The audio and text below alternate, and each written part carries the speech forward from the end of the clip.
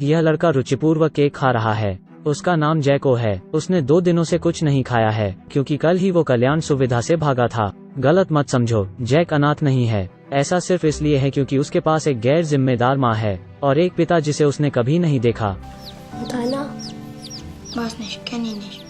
उनका एक छोटा भाई भी है जिसका नाम मैनुएलो है। कल्याण गृह में जाने से पहले दोनों लड़के अपनी माँ के साथ काफी खुशी से रहते हैं, लेकिन खुश नहीं थे। लड़कों की माँ काम के बाद दोस्तों के साथ रोज बाहर घूमती है।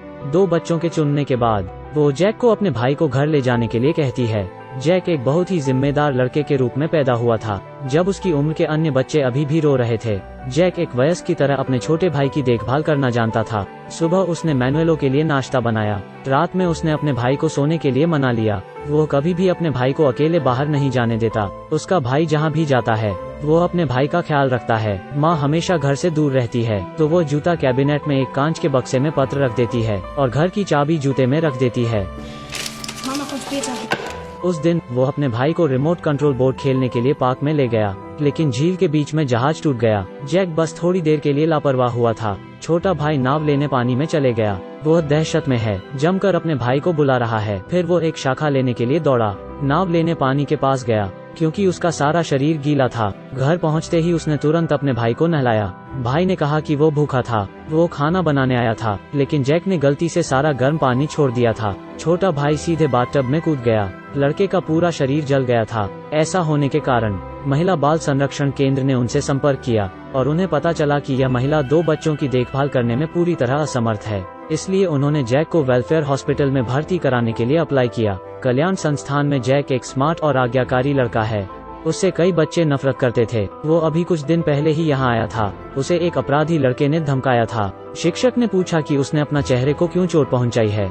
जैक ने कहा कि वो लापरवाह था। उसके चेहरे पर नाराजगी या डर का कोई निशान नहीं था। शायद यह छोटी सी चोट उसके गुस्से के लायक नहीं थी और जिस लड़के ने उसे धमकाया वो उससे लंबा था। उसके बाद जैक बस उससे छिप सकता है, लेकिन इसका मतलब यह नहीं है कि जैक उससे डरता है, क्योंकि वो सिर्फ घर जाना चाहता है। उसे अपनी माँ और भाई की बहुत याद आती है। ठीक वैसे ही वो छुट्टी तक इंतजार कर सकता है।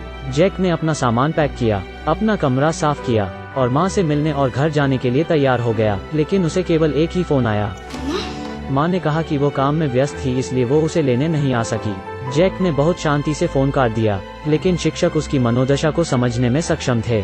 जैक दरवाजे से बाहर निकला और निराश था। शिक्षक ने तुरंत उसे गले लगाया और सांत्वना दी।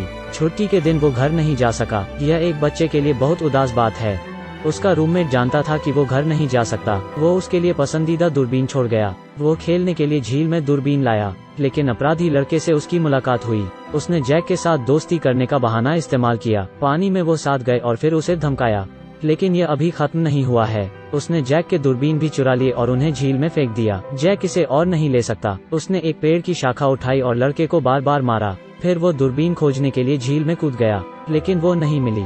उसके शांत होने के बाद वो जानता था कि उसने मुसीबत खड़ी कर दी है, इसलिए वो कल्याण सुविधा से भाग गया। वो एक रात बाहर सोया था। सारा दिन घर जाने के लिए भागा, लेकिन माँ घर पर नहीं थी। जूते में चाबी भी नहीं थी। अब वो क्या करे? हर किसी के बचपन का अपना एक गुप्त आधार होता है। जैक के पास एक जगह है जो उसकी है। रात हो रही है। वो एक पार्किंग में चला गया। पुरानी कार के अंदर उसका गुप्त आधार है।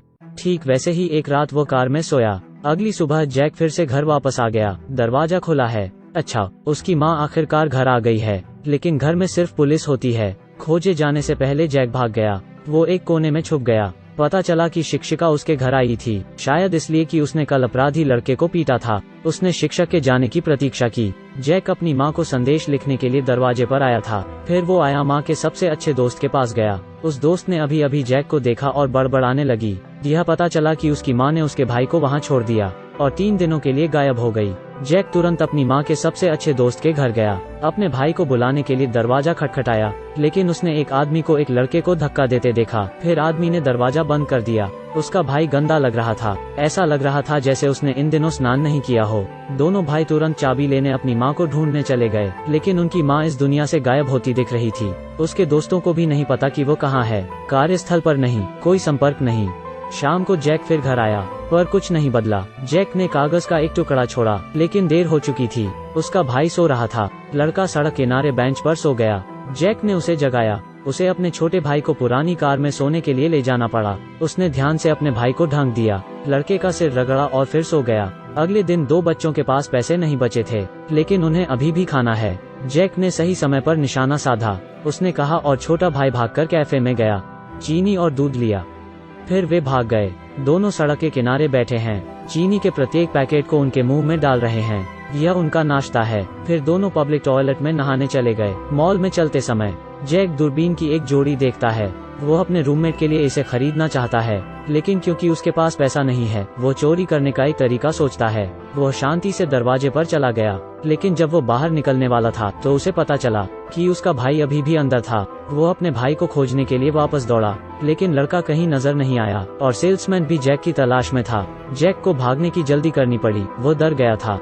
सेल्समैन फिसलकर जमीन पर गिर गया, इसीलिए जैक भागने में सफल रहा, लेकिन उसने अपने भाई को नहीं देखा था। जैक ने सेल्समैन को पीछे छोड़ दिया। वो मॉल में घुसता रहा। मॉल बंद होने तक उसने अपने भाई को हर जगह ढूंढा।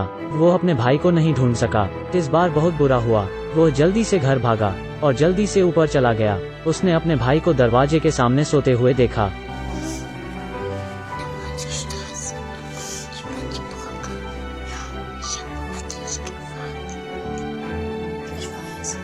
माँ अभी तक वापस नहीं आई है। दोनों को पुरानी कार में सोना जारी रखना पड़ा। एक और दिन बीत गया, न पैसा, न खाना, न आश्रय। माँ के पूर्व प्रेमी को खोजने के लिए जैक को अपने भाई को ले गया। यह आदमी उन दोनों को भरपेट खाना खिलाता है। माँ का पूर्व प्रेमी कार रेंटल एजेंट के रूप में काम करता है। जैक ने स्वेच्छा से उसे कार की सफाई करने में मदद की। वो जो कर सकता है वो सब करेगा। अंधेरा होने तक दोनों बच्चे वहीं रहे, लेकिन उसकी माँ का फोन फिर भी बंद आ रहा था। उस आदमी को 2 लड़कों को अपने साथ ले जाना पड़ा, लेकिन वो उनका संरक्षक नहीं बनना चाहता था, इसलिए वह चुपके से 2 बच्चों को थाने ले जा रहा था। जैक को पता चल गया तो उसने तुरंत अपने भाई को कार से बाहर निकाला। आदमी ने उन्हें स्पष्ट कर दिया, आपको आपकी माँ ने छोड़ दिया है। यह इन छोटे बच्चों के अपरिपक्व मन के लिए बहुत बड़ा आघात है। जैक समझता है, लेकिन उसने कभी नहीं सोचा था कि उसकी माँ उनके साथ ऐसा व्यवहार करेगी।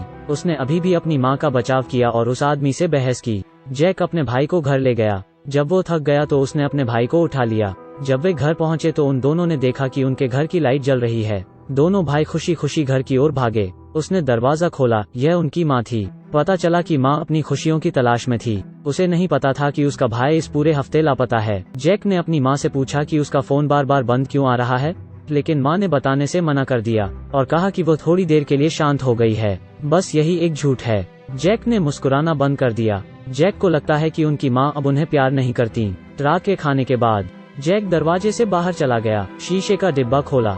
माँ ने अभी तक कागज के टुकड़े नहीं देखे हैं। माँ अपने बेटों के उन बीते दिनों के अनुभव को नहीं जानती थी। वो पूरी तरह से निराश है। अगले दिन जैक जल्दी उठा, अपने भाई के कपड़े तैयार किया, फिर धीरे से लड़के को जगाया। उसे डर था कि माँ फिर से उसके भाई को छोड़ देगी, तो वो लड़के को कल्याण संस्थान ले गया। जैक को माँ से नफरत नहीं थी, लेकिन उसे अपने भाई का ख्याल रखना है और केवल वही अपने भाई की देखभाल कर सकता है। लेकिन जैक भी एक बच्चा है। He's Jack.